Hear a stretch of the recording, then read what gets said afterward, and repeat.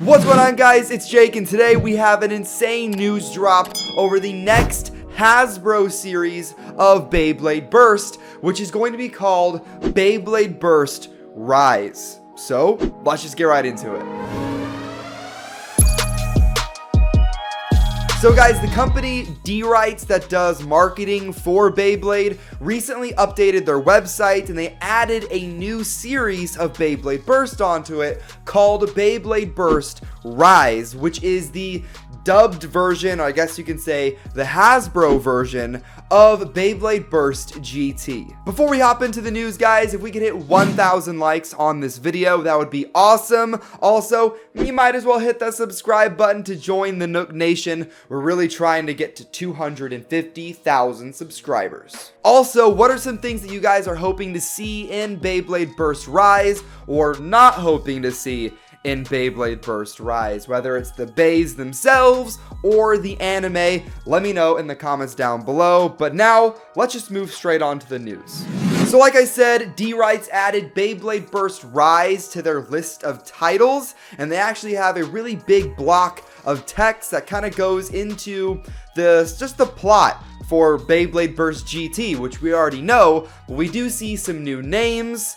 And let's just read it. We'll read it first, and then I'll kind of talk about it a little bit later, and then I'll go into my list of things that I'm hoping to see and hoping that we do not see. So let's just start. Legendary Blader Valt Aoi has been training the next generation of elite bladers at Spain's BC Seoul. One day, rookie bladers Dante, they changed drum to Dante. I'm okay with that change. One day, rookie bladers Dante Koryu and Delta Zakuro witness Valt unleashing his newly evolved Gamma Bey sword, Valtryek. To their surprise, Valtryek radiates a golden light as it rockets around the stadium.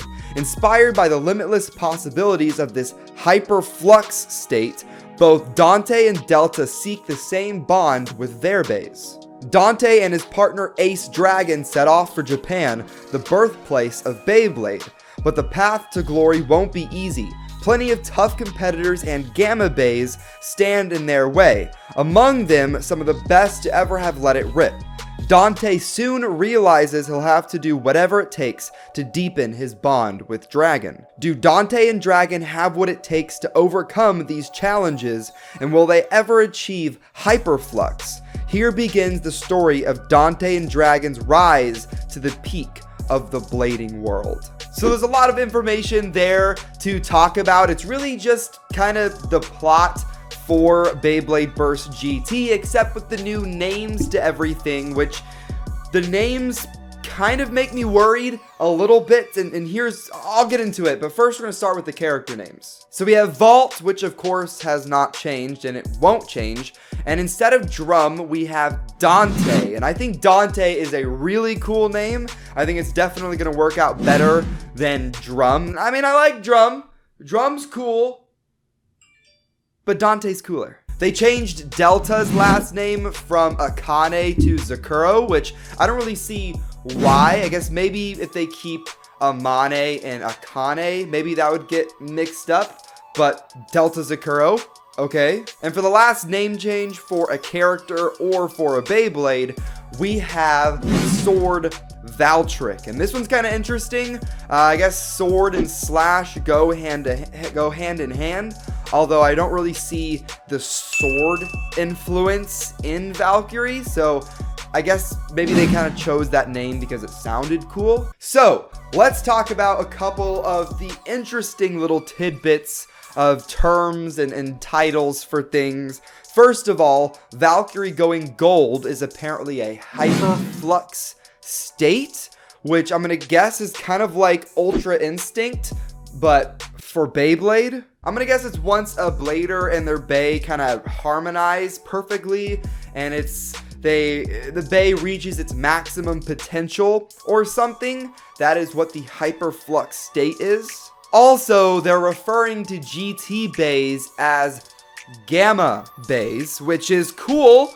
Gamma, which is kind of, like radiation, gamma radiation, and I don't really know how that fits in. Something that makes me kind of worried is that Hasbro just loves their recolors, so I really hope we don't get some sort of radiation themed Beys or something. Like, imagine Ace Dragon comes out and it has like a biohazard symbol on it and it's like yellow, green, and red or something. You get what I mean? That would be kind of weird. And also, maybe they didn't, or maybe they did, I don't really know. But you kind of know how the series is most likely going to end, but I think they may have spoiled it with the very last little bit of this block. And it is, here begins the story of Dante and Dragon's rise to the peak of the blading world. So, like every series of Beyblade ever, it kind of follows a main protagonist and they go through all the little weak sauce enemies, and the enemies give them trouble, but then they win in the next episode. There's usually a tournament arc to some degree, and the series wraps up with our main character being the champion. I know that it's not always like that, but that's kind of like a general Beyblade formula. So it doesn't surprise me, but we're also seeing them say, like, it's his rise to the peak of the blading world. But what's interesting is that Iga is still, or Iger, if you watch Turbo, he's still world champion, right? So is this peak of the blading world mean that he's going to go up against Valt and beat Valt, and that's going to be it? Or are they going to do some sort of tournament arc, and at the very end, it's going to be Drum, or Dante, versus Iger? That'd be sick. Can we get that? Can we get a Gamma Achilles, please? And the last little bit of information to talk about is that they listed how long each episode was going to be and how many of them there are going to be. And this is not a surprising number or anything. They listed that there's going to be 52 11-minute episodes. So 52 episodes at 11 minutes each. So that's not surprising. I'm still kind of thinking that they might combine episodes and have like 25 or 26 30-minute episodes, but I think that they would say that that's what they were doing. But the way it's looking right now is that we're going to get an 11-minute episode of Beyblade Burst Rise every week, just like we got with GT. Also, they did not say whether or not this series is going to be a YouTube exclusive, just like it is in Japan, or if it's going to show up on TV. I assume it's going to be on TV. I don't really see them pulling away from TV in general and just doing YouTube like what they're doing in Japan. I don't really think that would be the smartest decision right now. But it doesn't really say. It could be either one. It'd be cool if it was YouTube only, but I think it'd be more successful if it was on TV. Now, guys, to wrap up this video, I'm going to be going over some of the things I hope that we see in GT and some of the things I really hope we do not see. Mainly, I'm going to be talking about the Beys because, to be honest, I don't really have any problems with the anime itself. First thing that I would like to see, and I guess it's kind of like a would not like to see as well. It's kind of like a combined point. And this is to Hasbro. So we're on the same wavelength. Do not mess up the Gamma or the GT system. Have your layer weight, have your layer base, and have your GT chip.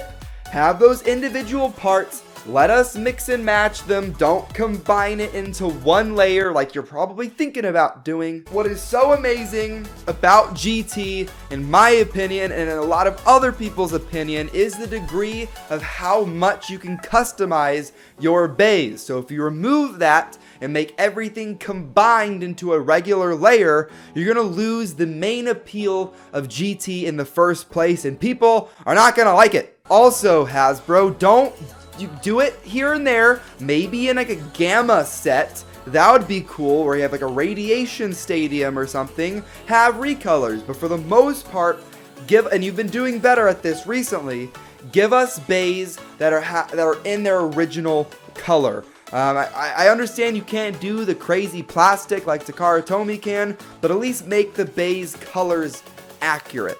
But that's enough for this video. Maybe I'll go into you know, what I want to see from Rise in a different video, but I'm going to end it there or else I'm going to be going off on a really big rant. But anyways, guys, like this video if you have not. Let's just get it to 1,000 likes. We can do that. Also, guys, I'd like to know what you guys think of Beyblade Burst Rise in the comments down below. If you're excited for it, if you're worried about it, whatever it may be, let me know in the comments down below, and I'll reply and maybe we can talk about it. But I'll see you in the next video. Have fun, and Bay away.